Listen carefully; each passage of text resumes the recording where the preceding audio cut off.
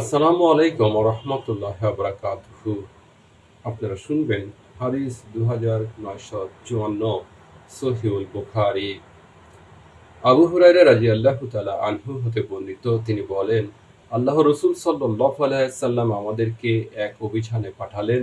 কুরাইশদের দুজন লোকের নামোল্লেখ করে আমাদেরকে বললেন, তোমরা যদি অমুক ও অমুকের সাক্ষাৎ পাও তবে তাদেরকে আগুনে জ্বালিয়ে ফেলবে। আবু হুরায়রা রাদিয়াল্লাহু তাআলা আনহু বলেন, অতঃপর আমরা রওনা করার প্রাক্কালে বিদায় গ্রহণ করার জন্য আল্লাহ রসুল সাল্লাল্লাহু আলাইহি ওয়াসাল্লামের নিকটে উপস্থিত হলাম। তখন তিনি বললেন, আমি তোমাদেরকে অমুক অমুককে আগুনে জ্বালিয়ে ফেলতে নির্দেশ দিয়েছিলাম, কিন্তু আগুনের শাস্তি দান করার অধিকার আল্লাহ তাআলা ব্যতীত আর কারো নেই। তাই তোমরা যদি তাদেরকে ধরে ফেলতে সক্ষম হও তবে তাদের উভয়কে হত্যা করবে। আপনারা শুনেছেন হাদিস 2954, সহিহুল বুখারী।